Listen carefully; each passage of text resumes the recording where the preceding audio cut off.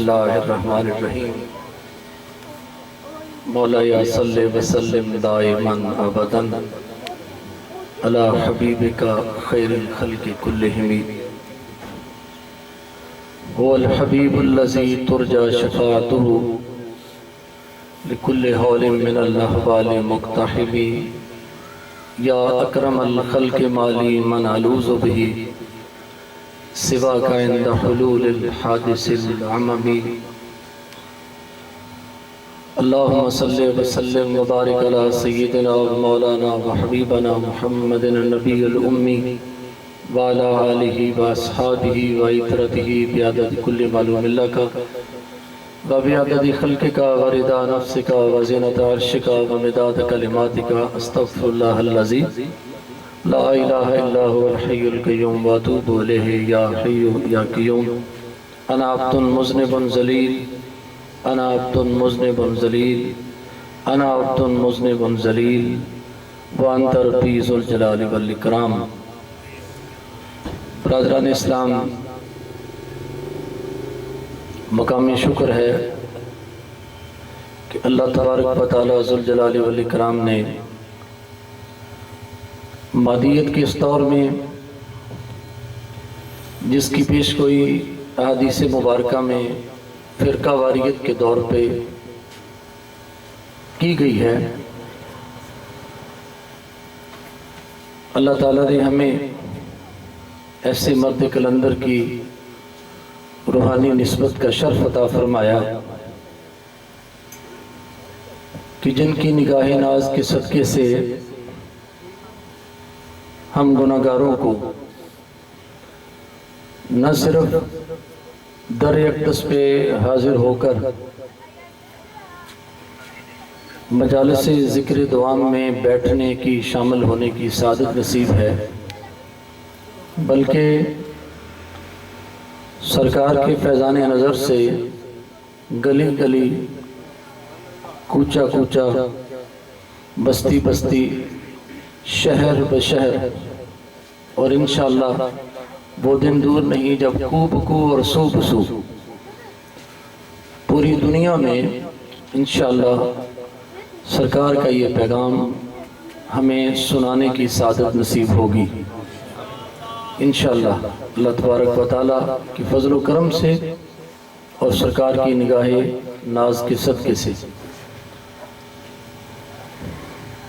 आप सरकार की अगर हम हयात मुक़द्दसा को ये सोचकर पढ़ें, फिर उस पर कुछ कलाम करना चाहें कि हम उनके बारे में कुछ कह सकते हैं, तो फिर मेरे मोहतरम, हम जहाँ जितने बैठे हैं, ये ही नहीं बल्कि पूरी दुनिया में जितने भी सरकार के अकीदतमंद हैं, मैं खासाने दर अक़दस की बात नहीं करता,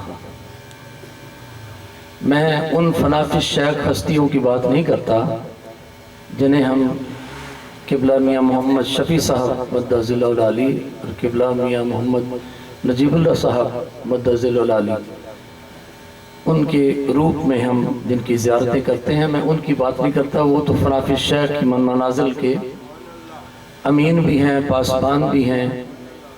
और चंद दिन पहले एक रवायत मेरी नज़र से गुजरी, मैंने एक पीर भाई को सुनाई, सुनते ही लोट पोट हो गया।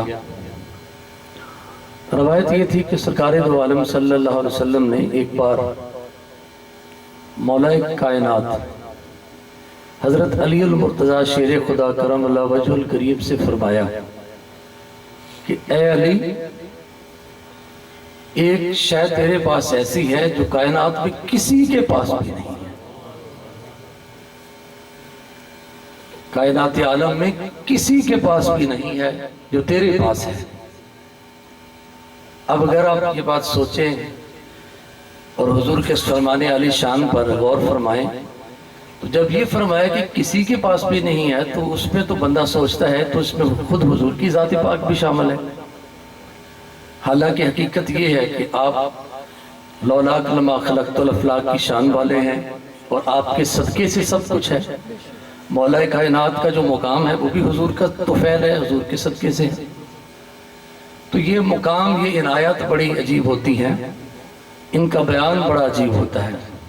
آپ خواجہ ویس کرنی رضی اللہ عنہ کے تذکرے میں جہاں ان کی زیارت پر بخشش کی بات ہے، وہ اپنی لائبریری سے لے کر ضرور پڑھیے گا۔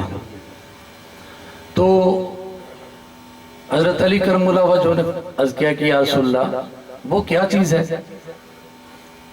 حالانکہ ادب اور محبت کا یہ عالم تھا کہ حضرت علی شیر خدا سے ایک دن کسی نے مخاطب ہو کر کہا، اے نبی کے چچا زاد بھائی، نبی کے کزن، نبی کے چچیرے بھائی۔ تو آپ نے پلٹ کر وہیں فوراً جواب دیا، فرمایا مجھے ایسے مت کہو، میں تو نبی پاک کا غلام ہوں۔ تو فرمایا علی ایک چیز ایسی ہے جو کائنات میں کسی کے پاس بھی نہیں ہے۔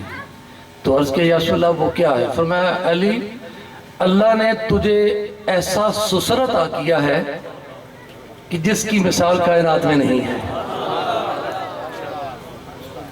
اور ہم اتفاق سے ہم قبلہ بھائی صاحب کی بات کر رہے تھے، بھائی نجیب اللہ صاحب کی، تو ان کی ذات و شخصیت اور ان کے مزاج عاشقانہ پر اور ان کے وہ کیا کہیں آپ، تو اس پہ ہم بات کر رہے تھے۔ تو جب میں نے یہ روایت سنائی تو پھر ایک دم سے آپ خود سوچیں کہ آپ کی سوچ کہاں سے کہاں جا پہنچی۔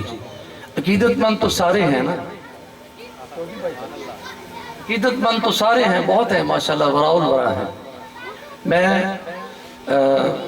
ہمارے بہت ہی محترم مکرم معظم ہمارے بڑے بھائی امیر جماعت بھائی امیر الدین صاحب رحمۃ اللہ علیہ خانے وال کے امیر جماعت تھے، اور چونکہ وہ جنوبی پنجاب کا ایک حصہ ہے اور میں ان کے مرکز میں باقاعدہ حاضر ہوتا رہا، مجھے جب بھی بلاتے میں دست بستہ حاضر ہوتا۔ غالباً 47 مرتبہ انہوں نے در اقدس پر رمضان المبارک میں اعتکاف کی سعادت پائی۔ 47 اعتکاف ان کے تھے، اور ان میں کوئی آخری جو 14-15 سال تھے وہ اس اعتکاف کی جماعت کے امیر بھی رہے۔ جب بھائی نذیر احمد صاحب، ماسٹر نذیر صاحب رحمۃ اللہ علیہ فوت ہوئے تو ان کے بعد پھر انہیں کو امیر جماعت مقرر کیا گیا۔ تو ان کے جب میں موجود تھا، ہماری چیلم کی محفل تھی، تو وہاں ان کے بیٹے نے اور پھر وہاں دیگر پیر بھائیوں نے یہ بات ہم سب کو سنائی۔ جب پہلے انہوں نے مجھے سنائی، پھر میں نے ان سے فرمائش کی، ان کے بیٹا محمد احمد نام ہے ماشاءاللہ، ڈیوٹی کرتا ہے، جماعت لے کے حاضر ہوتا ہے۔ پرسوں ترسوں آپ اور ہم سب ادھر تھے در اقدس پر، تو جب وہ محمد احمد جماعت لے کے آیا تو قبلہ بھائی نجیب اللہ صاحب فرمانے لگے، اس کو دیکھ کر امیر الدین کی یاد آ جاتی ہے۔ تو وہ جو بات انہوں نے وہاں اس بھرے مجمع میں، ماشاءاللہ بہت بڑا مجمع تھا، 40ویں کی محفل تھی، اور جنوبی پنجاب کے تقریباً تمام مراکز، بہت کثیر تعداد میں لوگ مدرس میں شامل تھے۔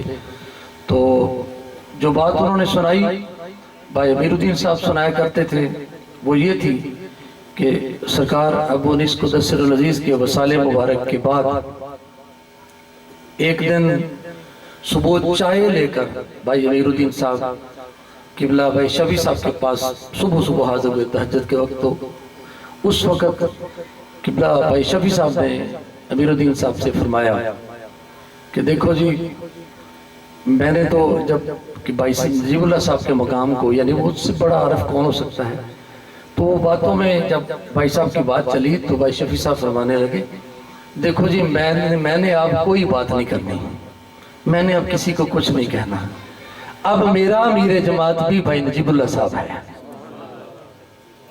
تو میں صرف آپ اس روایت کو رکھیں سامنے کہ جو تقدس ہماری محترمہ باجی انیس صاحبہ کا مجد النساء سرکار کی عظیم البرکت صاحبزادی، جو ہماری طریقت کی آبرو ہیں، جنہیں قیامت تک کے لیے اپنے جملہ دفاتر کا اہل ماد امین اور پاسبان سرکار نے مقرر فرمایا ہے، اور جن کے ادب کو اپنا ادب فرمایا، جن کی تعظیم کو اپنی تعظیم فرمایا، جن کی تکریم کو اپنی تکریم فرمایا، اور جن کی توہین کو اپنی توہین کہا، اور یہ بھی فرمایا کہ اس کا بے ادب میرے فیض سے محروم ہے، میری طریقت سے خارج ہے۔ اب وہ نسبت بھی ادھر یہاں موجود ہے، تو ہم کہہ سکتے ہیں کہ جو عنایات بھائی صاحب کے اوپر ہیں وہ عقیدت مندوں کے حلقے میں بھی کسی کے اوپر نہیں ہے۔ اب وہ ایک اپنی ڈومین ہے، وہ ڈومین بہت بڑی تھی، تو یہ ڈومین بھی کوئی کم نہیں ہے، الحمدللہ رب العالمین۔ تو اللہ کا شکر ادا کرتے ہیں ہم کہ اللہ تعالیٰ نے ہمیں سرکار کی نسبت سے نوازا ہوا ہے۔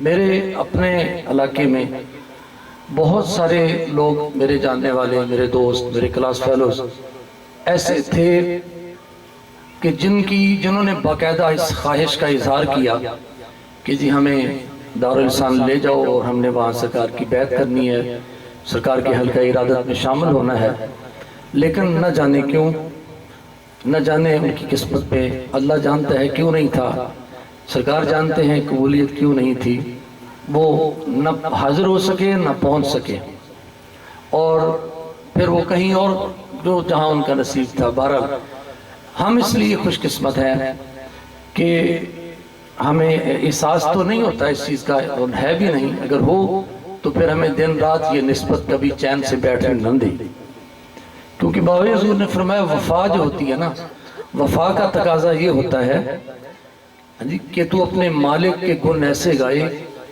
اور اس محبیت سے اس سرود عشق کو گنگنائے کہ ہر کوئی تیرا ہم زباں ہو کر ان کی تعریف کرے، توصیف کرے۔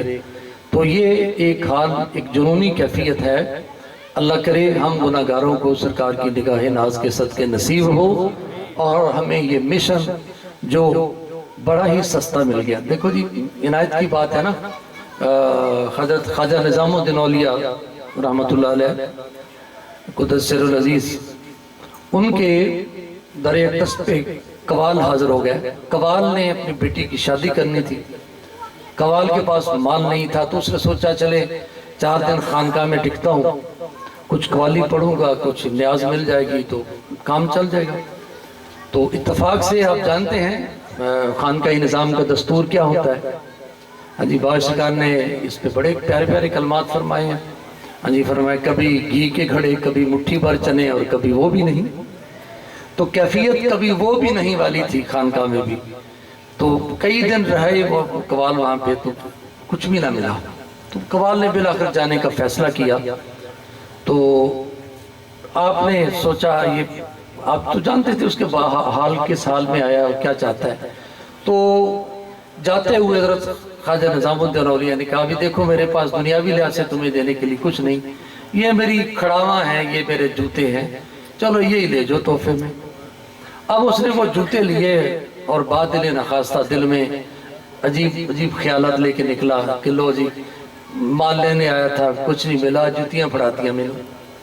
اب اس کے سامان میں ان کی کھڑاواں جو تھی، ان کی وہ جوتے، آگے جنگل سے اس کا گزر تھا، جس راستے سے گزر تھا وہاں علاؤالدین خلجی نے، ہندوستان کی فرمانروا نے، وہاں شکار کی نیت سے جب رات ہوگی تو پڑاؤ ڈالا ہوا تھا، اور علاؤالدین خلجی کے ہمراہ حضرت امیر خسرو تھے رحمۃ اللہ علیہ، جو فلافی شیخ کی منزل پہ فائز تھے۔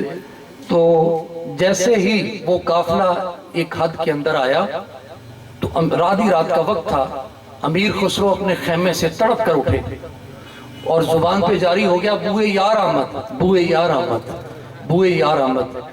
تو اس ساتھیوں نے کہا یہ کیسی بات کہتے ہیں؟ کہتے ہیں مجھے میرے پیر کی خوشبو آ رہی ہے۔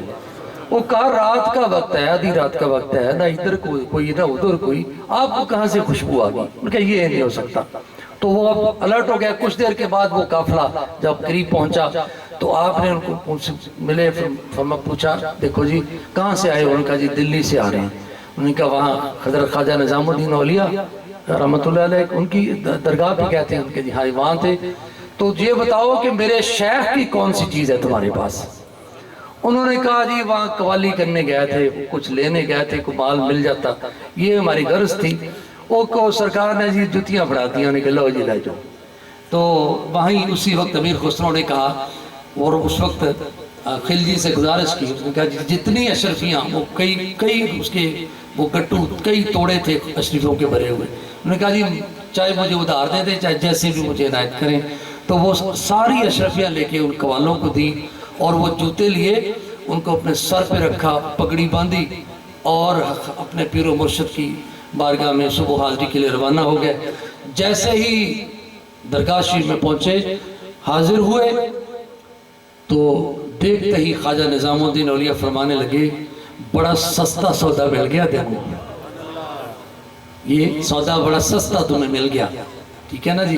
تو ان مجاہدوں سے، ان ریاستوں سے اور ان باریکیوں سے ہمیں گزارنے کی بجائے ہمارے شیخ نے یہ ریاستیں، یہ مجاہدے، یہ بھی خود ہی ہمارے حصے کے جو فرما کے ہمیں ایک سادہ سا نصاب دے کے بھیج دیا. جھوٹ، چغلی، غیبت، حسد، اس سے بچ کر ذکر کرو اور اس پیغام کو دنیا کے کونے کونے میں پھیلاؤ. میں اس پہ چند تمہیدن بات پیش کرتا ہوں.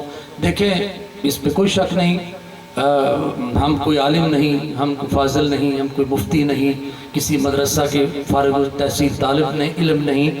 اور خدا کی قسم، یہ میں اللہ حاضر و ناظر ہے، وہ جانتا ہے، ہمیں کسی علم کا دعویٰ نہیں، ہمیں کسی کمال کا بھی دعویٰ نہیں.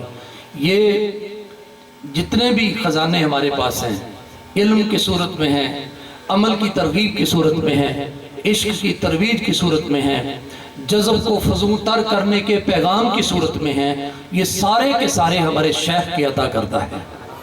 اور یہ اس پر میں ابھی چونکہ خالد صاحب نے وہ چیپٹر ایسا چھیڑ دیا، میرا یہ جی چاہ رہا تھا کہ یہ بولتے رہے اور میں سنتا رہوں. اتنا لطف آ رہا تھا، اتنے ماشاءاللہ اتنے سادگی سے اور روانی سے سرکار کی باتیں ہو رہی تھی.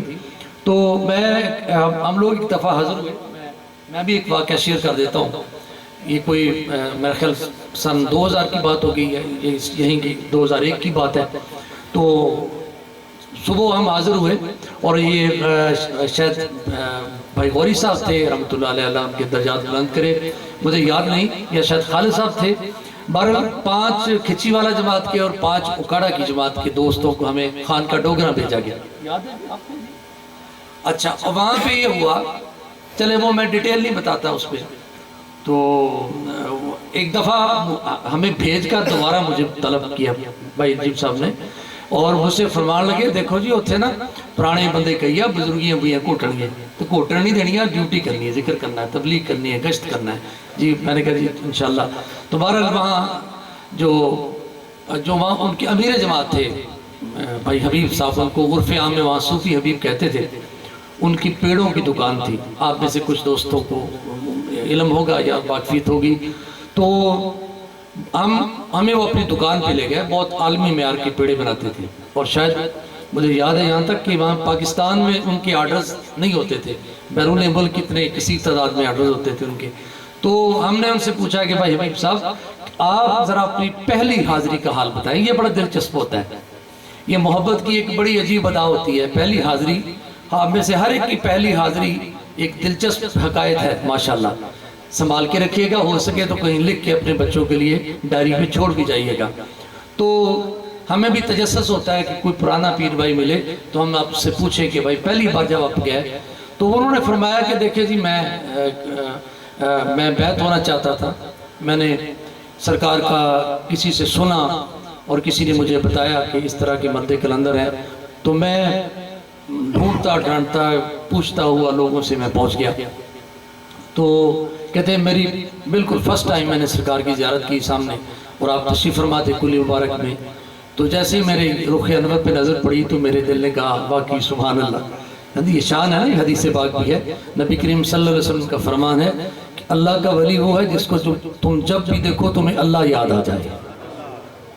تو یہ وہ عنایت ہے نا جی.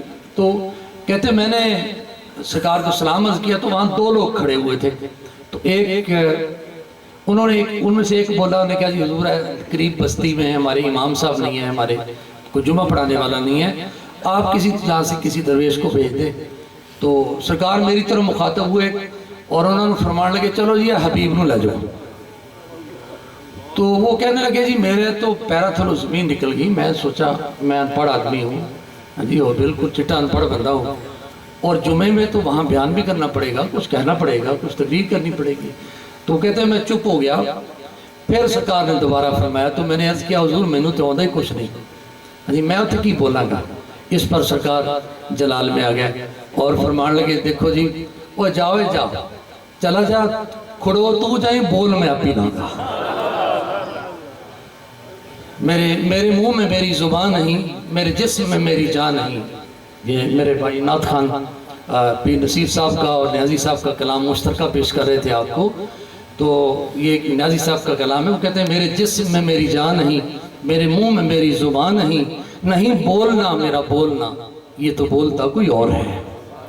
تو سرکار کی عنایات ہیں، آپ جس سے جو کام جیسا کام لینا چاہتے ہیں وہ لیتے ہیں، کام کیا نہیں جاتا۔ دارالاسلام کی تعلیمات کا نچوڑ، کام کیا نہیں جاتا کام لیا جاتا ہے، اور کام لینا والا تکڑا ہوئے تو پھر وہ ہتھاں دے وچ جو پتھر ہے کنکر ہے وہ ان سے بھی کلمہ پڑھوا لیتا ہے۔ تو یہ فیضان فیض قیامت تک جاری ہے۔ آئے میں کچھ تمہیدن پیش کرتا ہوں، کچھ باتیں اس لیے کہ ہمیں علم ہونا چاہیے۔ دیکھیں ہمارے پاس سرکار کی تعلیمات خزانہ ایک موجود ہے، جن کے بارے میں آپ جانتے ہیں، وہ مکشوفات ہیں، مقالات ہیں، پھر اس میں ترتیب شریف ہے، اسماء النبی کریم صلی اللہ علیہ وسلم ہے، خانقاہی نظام جو سرکار کی المفتاح کنوز القرآن۔ تو اگر آپ تمام حضرات میں تمام نوجوانوں سے اور خاص طور پر جو تعلیم یافتہ ہیں، ایجوکیٹڈ ہمارا جو طبقہ ہے، میں ان سب سے یہ مؤدبانہ فرمائش کروں گا کہ آپ ان تعلیمات کا ریگولرلی مطالعہ کریں، باقاعدگی سے مطالعہ کریں۔ اور میں یہ بھی ایک تجویز ہے، میری ایک اوپینین ہے کہ آپ کوئی سا موضوع لیں اور اس موضوع کے تحت آپ مثلاً آپ محبت رسول کا موضوع لے لیں، تو آپ اس کے ریلیونٹ آپ قرآنی آیات احادیث مبارکہ، اگر آپ اسماء النبی الکریم صلی اللہ علیہ وسلم سے، ذکر و طاعت و شان رسول صلی اللہ علیہ وسلم سے، جو باجی صاحبہ کی تعلیف ہے، اگر آپ ان سے استفادہ کریں، پھر یصلون علی النبی اس موضوع پر سرکار کی کتاب ہے، تو آپ خود دیکھیں گے کہ آپ کے پاس ایک بہت ہی ایک آرگنائزڈ قسم کا ایسا مضمون آپ کے ساتھ سامنے آ جائے گا کہ جس کو آپ تھوڑی سی رغبت سے، تھوڑی سی محنت سے آپ ایک ترتیب کے ساتھ لوگوں کے سامنے اس کو پیش کر سکتے ہیں۔ میں چونکہ خالد صاحب کا حکم بھی تھا، کچھ تھوڑی سی بات ان کا طویل کرنی ہے، تو اس لیے میں تھوڑی سی تمہیدن پیش کرنا چاہتا ہوں، اور یہ تمام تر باتیں انشاءاللہ سرکار کی تعلیمات ہی سے لی گئی ہیں۔ البتہ سرکار ہی کی سنت میں چونکہ فارسی کا ایک ادنا سا اسٹوڈنٹ ہوں، تو بہت سارے فارسی جو اولیاء کرام ہیں، بولنے والے لکھنے والے، ان میں نصب نگار بھی تھے، جیسے داتا صاحب ہیں کشف المحجوب میں، جیسے شیخ عطار ہیں، اور پھر اور لوگ جو شعراء میں سے ہیں جیسے شیخ سعدی ہیں، حافظ شرازی ہیں، تو ایسے لوگوں سے چونکہ میں نے استفادہ کیا ہوا ہے، تو ان کے کلام، اور یہ ہمارے شیخ کریم کی سنت مبارکہ بھی ہے کہ آپ نے اپنی تحریر کے اندر ان مقربین کے نہ صرف کلام پیش فرمائے ہیں، بلکہ ان کے جو نا ان کے آپ نے ان کے حوالہ جات بھی ان کے پیش فرمائے کہ یہ کس کا کلام ہے، یہ کس کا کلام ہے۔ میں نے نوجوانوں سے مؤدباً اس لیے فرمائش کی ہے کہ خانوال میں پروگرام تھا، وہاں 11 مرکز میں، تو وہاں میں نے مکشوفات منازل احسان میں جو جس نعت کا حوالہ بھائی خالد صاحب دے رہے تھے، یہ 2 نعتیں ہیں اس کے اندر، آپ نے پڑھی ہوں گی۔ ایک نسیمہ جانب وطہ گزر کن، زی احوال محمد را خبر کن، تو یہ سلطان عالم یا محمد، زی روح لطف سوئے من نظر کن، بے برئی جان مشتاقم بے آنجا، فدائے روزہ خیر بشر کن، مشرف گرچ جامی ز لطفش، خدایا این کرم بارے دیگر کن۔ تو میں نے پورے 4 شعر اس میں چاروں سنا دیے۔ دوسری وہ معروف نعت ہے، تنم فرسودہ جاں پارا ز ہجرہ یا رسول اللہ، دلم پای مردہ آوارا ز اسیاں یا رسول اللہ۔ تو یہ 2 نعتیں، اس پر میں نے کچھ انہی کی تشریح میں میں نے کچھ باتیں پیش کی۔ تو جب میں واپس پہنچا تو اگلے دن مجھے خانیوال سے ایک پیر بھائی کی کال آ گئی، انہوں نے کہا جی کیا یہ نعتیں واقعی ہی سرکار کے کلام میں موجود ہیں؟ تو ہمارے یہ اس کو کہہ لیں کہ ہمارے یہ جنرل نالج کا یہ عالم تھا کہ اس بھائی کو یہ خبر نہیں تھی، حالانکہ مکشوفات منازل احسان تربیت مبلغین کے لیے سب سے بنیادی نصاب ہے۔ اگر آپ مکشوفات کی 5 جلدوں کو پڑھنے کے بعد اگر آپ مقالات حکمت کی طرف رغبت کریں گے تو آپ کو وہ لطف آئے گا جس کا آپ اندازہ بھی نہیں لگا سکتے۔ بہرحال میں صرف تمہیداً یہ عرض کرنا چاہتا ہوں، یہ آپ کی خدمت میں یہ نقطہ پیش کرنا چاہتا ہوں کہ جب ہم شان ولایت کو بیان کرتے ہیں تو دراصل شان ولایت کیا ہوتی ہے؟ اصل میں وہ جو فیضان نبوت کا ایک دان ہوتی ہے، اور فیضان نبوت کے طفیل جو ہے نا وہ ولایت کو عطا کیا جاتا ہے۔ اس پر اپنے پیر و مرشد کا یہ مقالہ ہمیشہ یاد رکھیے۔ فرمایا انسانیت ولایت کی، ولایت نبوت کی، اور نبوت ربوبیت کی مظہر ہے۔ اور یہ تحریر موجود ہے، اور مجھے اتفاق ہوا کسی جگہ میں نے لکھی بھی، تو دیکھنے والا ظاہری بات ہے سرکار کی تحریر ہے، جو دیکھتا ہے پھر ہو تھوڑا ذوق والا تو وہ خود ہی لوٹ پٹ ہو جاتا ہے کہ منصع شہود قتم عدم سے منصع شہود پر حضرت انسان کی تشریف آوری اللہ کی ربوبیت کے اظہار کے لیے ہے۔ یہ سرکار کے کلام میں موجود ہے، اور اس کی تمہید کیا ہے، اس کا پس منظر کیا ہے، وہ آپ نے ذکر و طاعت شان رسول سے آپ نے یہ حدیث پاک پڑھی ہے کہ کنتو کنزن مخفیاً، قدسی حدیث ہے، زبان رسالت امام صلی اللہ علیہ وسلم سے ہم نے سنی، ہم تک پہنچی کہ کنتو کنزن مخفیاً فاراتان ازہر فخلقت الخلق۔ فرمایا اللہ پاک فرماتا ہے میں چھپا خزانہ تھا تو میں نے اپنے آپ کو ظاہر کرنے کا ارادہ کیا تو میں نے مخلوق کو پیدا کیا۔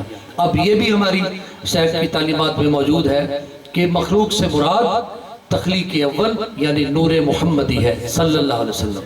پھر یہ چونکہ موضوع میلاد کا ہے، اس پر میں بالکل تفصیل سے بات نہیں کروں گا، صرف آپ کے دل و جان کے لیے یہ چونکہ سامان ہے فرد کا، راحت کا، اس لیے میں اس حوالے کے ساتھ آپ کو ذرا روز حضرت سے لے کے آتا ہوں تاکہ آپ کو اندازہ ہو کہ اس شان کو ہمارے شیخ کریم نے کس انداز میں بیان فرمایا۔ تو آگے یہ جو نور پاک ہے، پھر اس نے اس پہ جو ایک انفرادیت ہے، جو امتیازات ہیں دارالرسان کے، خدا کی قسم آپ غور کرنے پہ اگر بیٹھ جائیں، یہ میرے بڑے بھائی ہیں خالد صاحب، یہ جیسے راؤ صاحب ہیں، یہ اس کلام کی اس کی لذت کو بہت خوب جانتے ہیں۔ اگر آپ ان امتیازات پہ جانا چاہیں جو انفرادیت چلے یہ کہہ لیں انڈیویجویلٹیز جو ہیں دارالرسان کی تعلیمات کی، تو پھر یہ کمال ایسا ہے کہ ہر مقالے میں انفرادیت موجود ہے، ہر ادا میں انفرادیت موجود ہے، اور ہر آپ کی جو قول اور فعل کی مطابقت ہے اس میں، اور جو 14 صدیوں کی تاریخ تصوف و ولایت میں جو ہمیں کہیں نہیں ملتا وہ بھی دارالرسان میں ملتا ہے۔ تو یہ کوئی ایسے اللہ کا شکر ہے، ایسے کو ہوا میں کھڑے ہو کے ہم بات نہیں کرتے کہ دیکھو جی ہاں جی اور دیکھو جی، اس میں یہ بھی یاد رکھنا، کوئی ذہن میں یہ مت لائے یہ میدان کمپیریزن کا میدان نہیں ہے۔ This is not the field of comparison۔ یہاں موازنہ نہیں ہوتا، موازنہ بے ادبی ہوتی ہے۔ کوئی بندہ یہ سوچنے بیٹھ جائے کہ داتا فیض عالم کا مقام بلند ہے یا خواجہ اجمیری کا بلند ہے تو اس کی ناقص عقل کا یہ فطور ہے۔ یہ اللہ کی عطا ہوتی ہے اور میرے آقا صلی اللہ علیہ وسلم کی تقسیم ہوتی ہے۔ اس پر نہ اللہ کی دین پر کوئی معترض ہو سکتا ہے، نہ حضور کی تقسیم پر کوئی اعتراض کر سکتا ہے۔ یہاں آپ سب نے دیکھا خلفائے راشدین کا مقام کیا، وراء الورا، سارے اصحاب رسول میں سے چنے ہوئے حضور کی خلفاء، مگر حضور کی عنایت ہے۔ اذان کا ترانہ ہے تو حبش کی بلال کو عطا فرمایا ہوا ہے، اب اس میں کوئی معترض ہو سکتا ہے؟ صحابہ اکرام 1.5 لاکھ کے قریب کم و بیش مقدس جماعت، روح کائنات پر بعد از انبیاء اکرام سب سے مقدس جماعت، مگر جبہ عطر کس کو دیا ہے؟ آل رسول کی موجودگی میں، ازواج مطہرات کی موجودگی میں، تمام اصحاب کی موجودگی میں جبہ دیا ہے کرن کے ایک گمنام دیوانے کے نام۔ نعرہ تکبیر، ہدایت ہے۔ نعرہ رسالت، یا رسول اللہ، نعرہ حیدری، حیدری، بابا جی سرکار، تاجدار دارالرسان۔ اس لیے ہم ان آیات کو آپ بھی میں گزارش کروں گا معتبر، کبھی اس ذہن سے نہیں کہ جی فلاں کے پاس یہ نہیں تھا، ہمارے شیخ کے پاس یہ نہیں۔ ایسے ہرگز نہیں. یہ سوء ادب کے منافی بات ہے. جس سے اللہ رسول نے جو کام لینا تھا، جس زمانے میں لینا تھا، وہ ویسا ہی اس پر عنایات کی گئی. یہ دور فتنات کا دور ہے. یہ دور میں نے پہلے عرض کیا فرقہ واریت کا دور ہے، جہاں 72 فرقوں کے بننے کا ذکر ہے وہ موجود ہے. اور 72 بھی اس کی بھی ایک شرح ہے. ایک صاحب میرے ساتھ ہمارے علاقے میں بالکل چٹا ان پڑھ آدمی ہے، اس کی ڈیبیٹ ہوگی، بڑی دلچسپ ڈیبیٹ تھی. انہوں نے کہا میں نے دور تو 72 کا ہے نا، اس میں کوئی شک نہیں. انہوں نے کہا ذرا پورے کر کے دکھا. تو یہ جتنے بھی فرقوں کے نام ہیں ہم تو نام بھی لینا گوارا نہیں کرتے، کیونکہ ہم وحدت کے قائل ہیں. وحدت گفتار سے لے کر وحدت کردار تک ہمارے شیخ کا پیغام اتحاد بین المسلمین ہے. Unity is the culmination of Islam. اتحاد اسلام کا عمود ہے. اور یہ پیغام فرمایا یہ وہ پیغام ہے جو مرنے کے بعد میرے میت سے بھی جاری ہوگا. الحمدللہ رب العالمین. تو اور یہ جانتی ہے یہ دنیا، جو سینسیٹیو لوگ ہیں وہ مانتے ہیں، جانتے ہیں اگر امت مسلمہ پھر سے غلبے کی صورت میں، اور وہ کب ہوگا جب یہ متحد ہوگی. اور اتحاد آج دنیا کے جو ریسرچرز ہیں بہت سارے ہیں، ابھی ہماری نظر میں نہیں ہے.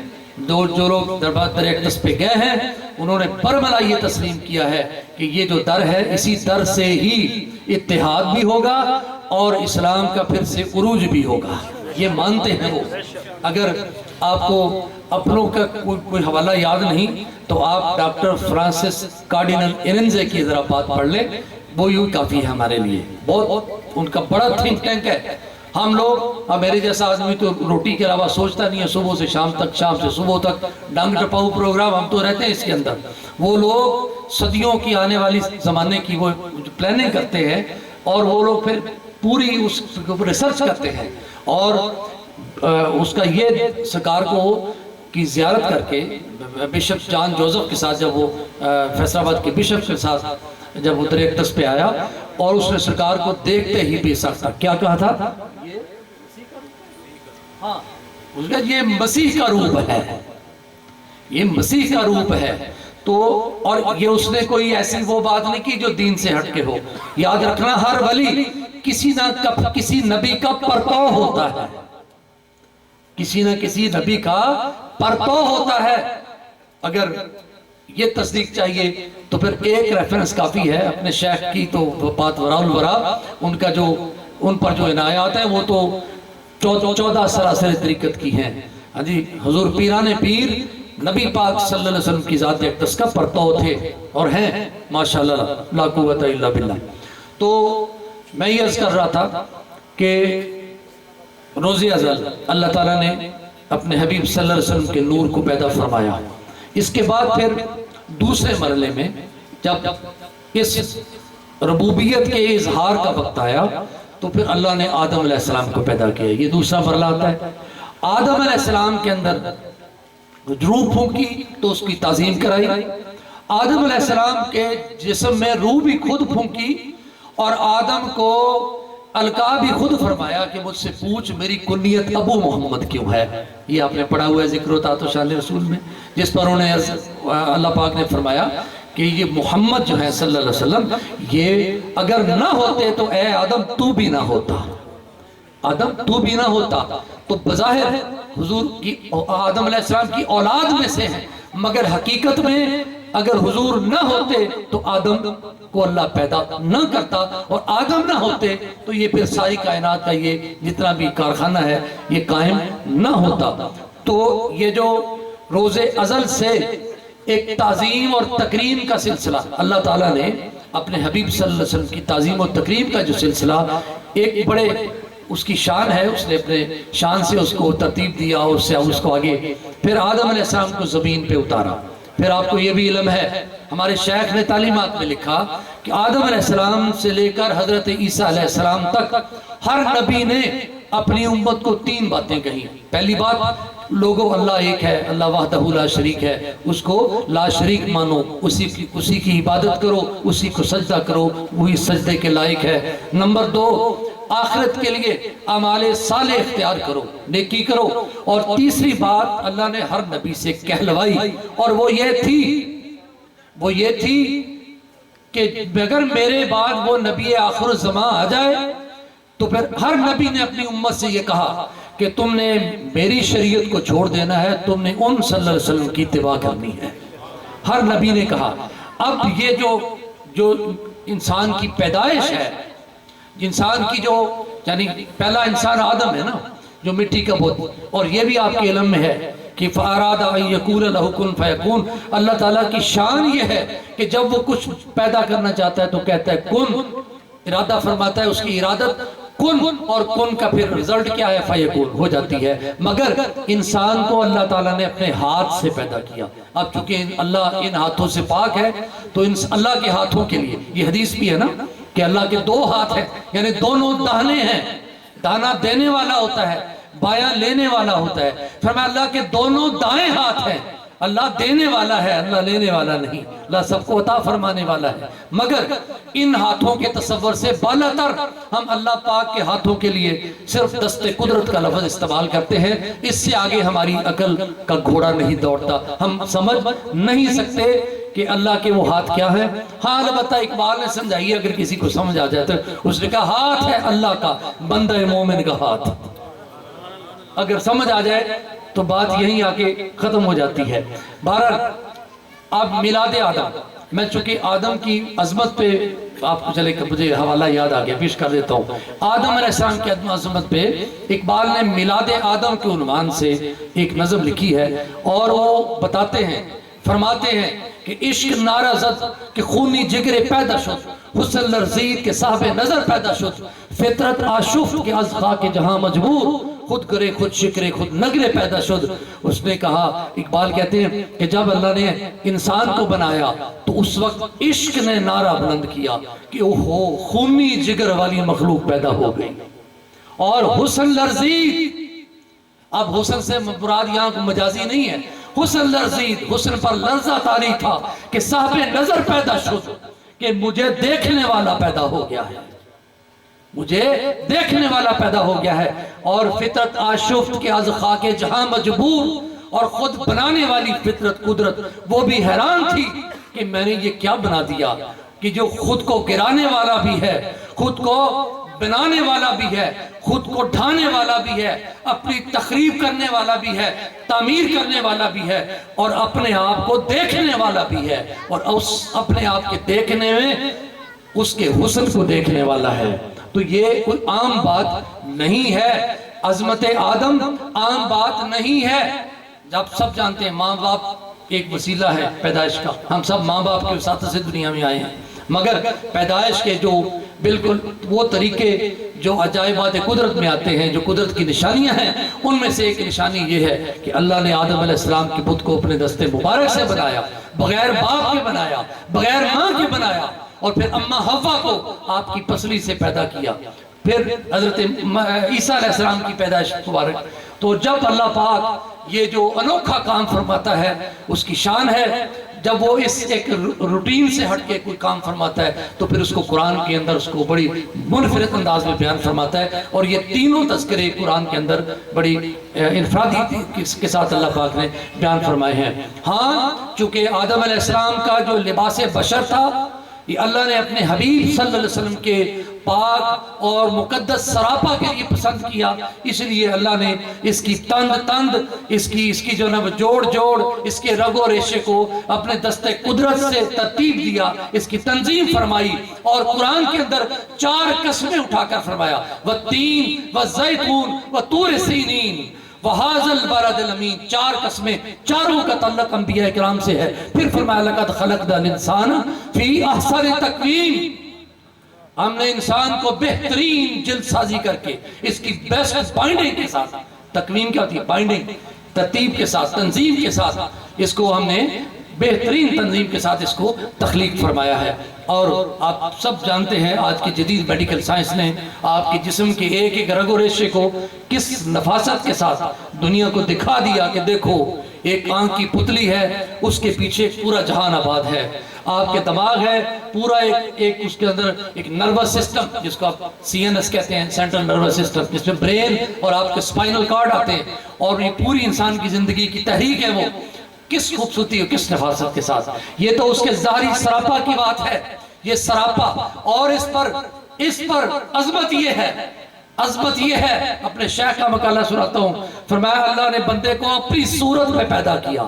اللہ کو دیکھنا ہے تو بندے کو دیکھ، اللہ کو دیکھنا ہے تو بندے کو دیکھ، بندے کو دیکھنا ہی اللہ کو دیکھنا ہے. اور بندوں کی دنیا کیونکہ ایک منفرد دنیا ہے، اس بندے کے لیے ہی اللہ نے اس کائنات عالم کی ہر شے پیدا فرمائی، لیکن بندے کو اپنے لیے پیدا فرمایا. اور چونکہ تخلیق کی اساس محبت ہے، محبت کی انتہا عشق ہے. اقبال کہتے ہیں درد و عالم ہر کجا آثار عشق، ابن آدم سر از اسرار عشق، ابن آدم از عالم ارحام نیست، اوز شام و روم و ہم و سام نیست، کوکب بے شرق و غرب و بیگرو در مدارش نہ شمالو نہ جنوب، حرف انی جائلون تقدیر او از زمین تا آسمان تفسیر او. آگے کہتے او امامو او صلاتو او حرم او مدادو او کتابو او قلم. درد و عالم ہر کجا آثار عشق. کہتے ہیں کائنات کے اندر ہر طرف عشق ہی کی آثار ہے. ابن آدم سر از اسرار عشق. اور یہ جو ابن آدم ہے جس کی شان میں اللہ نے فرمایا وَلَقَدْ كَرَّمْنَا بَنِي آدم، ہم نے آدم کے بیٹے کو بڑی تکریم سے نوازا ہوا ہے. کہتے ہیں ابن آدم عشق کے رازوں میں سے ایک راز ہے. بال جبریل کی پہلی غزل میں اقبال نے جو مقام ناز پہ اور نیاز پہ، مقام نیاز کی انتہا پہ جب مرد کلندر چلا جاتا ہے تو پھر ناز اس کو اللہ خود ہی عطا کر دیتا ہے، پھر وہ ناز سے بولا کرتے ہیں میں میری نوائے شوق سے ہے شور تیری حریم ذات میں، غلغلہ ہائے علامہ بتقدہ صفات میں. اقبال نے کہا یہ تو نے کیا غضب کیا، اللہ سے کہا یہ تو نے کیا غضب کیا، مجھ کو بھی فاش کر دیا. ارے میں ہی تو ایک راز تھا سینہ کائنات میں. تو آدم ابن آدم سر از اسرار عشق، ابن آدم عشق کے رازوں میں سے ایک راز ہے. اور کہتا ہے جس کو تو ماں کے شکم سے جنم لیتا ہوا دیکھتا ہے، سن سر عشق، عشق کا یہ بھید جس کا نام انسان ہے. سر عشق از عالم ارحام نیست، اس کا تعلق عالم ارحام سے نہیں ہے. اوز شام و ہم و روم و سام نیست، نہ یہ شامی ہے نہ یہ رومی ہے، نہ یہ شرقی ہے نہ غربی ہے، نہ گورا ہے نہ کالا ہے. کیا ہے یہ الہی عقل خجستہ بے کو ذرا سی دیوانگی سکھا دے.